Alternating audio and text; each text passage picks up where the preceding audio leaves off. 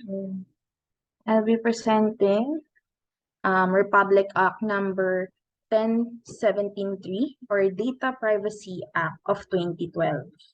My name is Marielle and today this is my topic. I apologize for and I'm going to be apologizing in advance if you hear some background noises. My neighbors have an ongoing construction right now. So okay pa. So in my introduction, Republic Act 10173, often known as Data Privacy Act of 2012, is a Philippine legislation that controls the protection of personal data in the Philippines. The official title of the law, which is passed on August 15, 2012, is an act of protecting individual personal information in information and communication systems in the government and the private sector, creating this purpose a National Privacy Commission and other purposes. Data Privacy Act of 2012 aims to ensure the fundamental rights to privacy which promoting economic growth. It sets the right individuals regarding the personal information and implies responsibilities on organizations and entities that collect, process, and store personal data. So I'll be summarizing the um, the Data Privacy Act on 2012 so that you have a basic knowledge or the provisions objectives of the Data Privacy Act. So purpose and scope, this law was enacted to uphold the fundamental human rights to privacy, particular concerning personal data. It applies to both public and private sectors, and including those located outside from the Philippines, but doing business within the country. So, next one is data privacy principles. So, the law establishes fundamental principles for data privacy, such as transparency, legitimate purposes, and proportionately. So in transparency, organizations must be open about how they use personal data. Legitimate purpose, data should be collected in valid reasons, and proportionately only collecting data in the relevance of the purpose. Content. So organization must obtain the information freely given and specific contents of individual before collecting and processing their personal information. This means people should know what data is collected, why, and for what purpose. Next is Data Protection Officer or DPO. Data Protection Officer is a large-scale data processor. Those handling sensitive personal data that must appoint a data protection officer. This individual is responsible for ensuring compliance in the law and act as a point of contact for data subjects. Right of data subjects. So, Data Privacy Act grants individuals several rights, including the right to access their own personal data held by organizations, collecting inaccuracies, object the data processing, and request the deletion or blocking of their data under certain conditions. Security measures. Organizations are mandated to implement reasonable security measures to safeguard personal data against unauthorized access, disclosure, alteration, or destruction. This is crucial to protect data from being stolen or misused. Data breach notification. So, in the events of a data breach that could harm individuals' rights and freedom, organizations are required to notify both the National Privacy Commission and affected data subjects. This ensures transparency and helps individuals take necessary precautions. Cross-border transfer. Um, When transferring personal data outside the Philippines, organizations must adhere to specific conditions and safeguard to ensure the data continues to receive adequate protection, similar to what it would have within the country. Accountability. Organizations are accountable for complying with the Data Privacy Act. They must demonstrate their commitment to data protection by establishing policies, procedures, and practices that align to the law's requirements. So penalties, would be the last um, topic of this. Yung pinakamahalagang information is penalties. The law imposes penalties for violation, which can include fines, imprisonment, or both, depending on the seriousness of the violation. These penalties are meant to deter organizations from neglecting their data privacy obligations. In summary, the Data Privacy Act of 2012 in the Philippines serves as a comprehensive framework for protecting personal data and ensuring organizations handle it responsibly. It emphasizes the importance of obtaining consents, implementing security measures, and being transparent while respecting individuals' privacy rights. The law also establishes the National Privacy Commission to oversee and enforce compliance. Make it significant piece of legislation in the realm of data protection and privacy in the Philippines.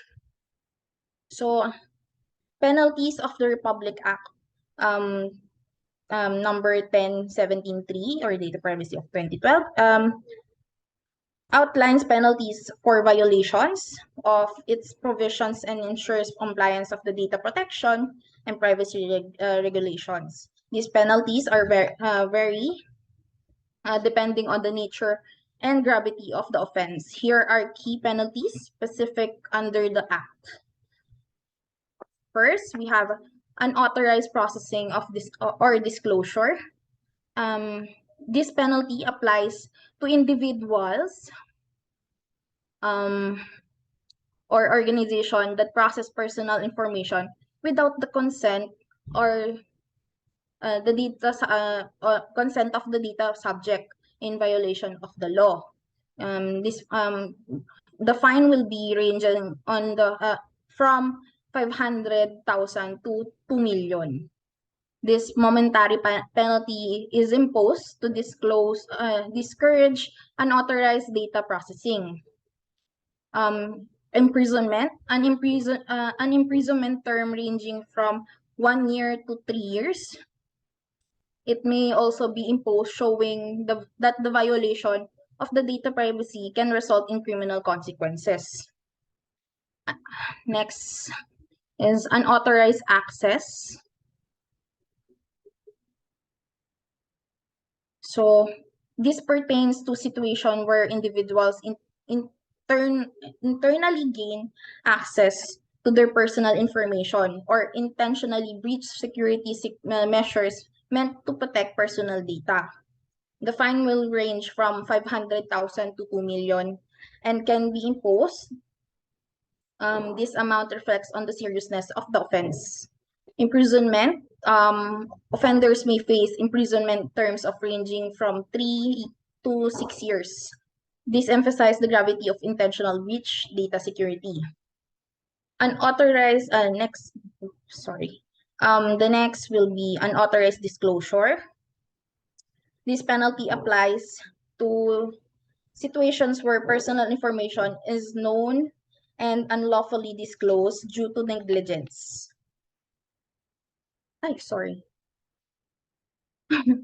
Sorry. Fine will be ranging from 500,000 to 2 million. Negligence in protecting personal data is taken seriously under the law. So imprisonment,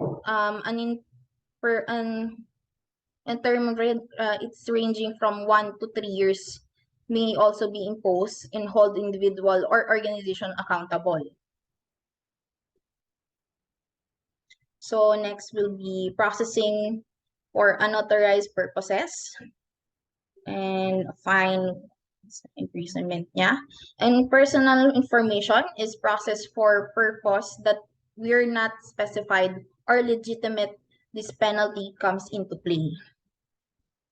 A fine ranging from 500 to million again, and can vivid and emphasize the importance of adhering to intended purpose of data collection. Imprisonment, an imprisonment term ranging from 1 year to 3 years only, and may be imposed to discourage misuse of personal data.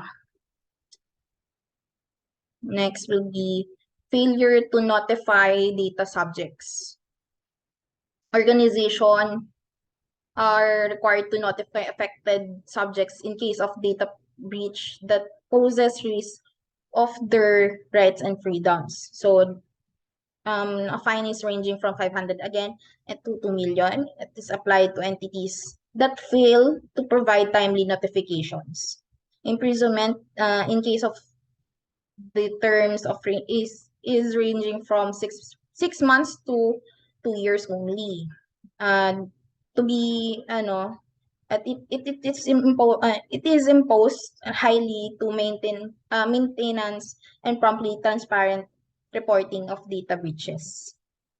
Lastly, failure to register with the National Privacy Commission or NCP. Oh my God. Organizations that meet specified criteria are required to register their data processing systems with um National Privacy Commission. The fine will range from 100,000 to 1 million. So underlining the importance of compliance and registration requirements. It is important to note that these penalties are designed to ensure that the proper handling of protection of personal information or to deter violations of data privacy rights. The specific penalties imposed in each case will depend on the circumstances and gravity of the offense.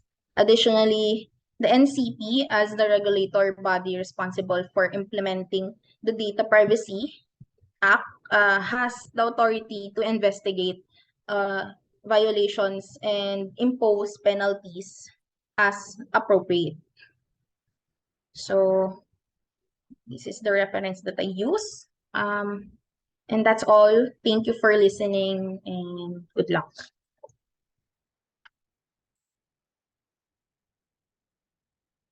So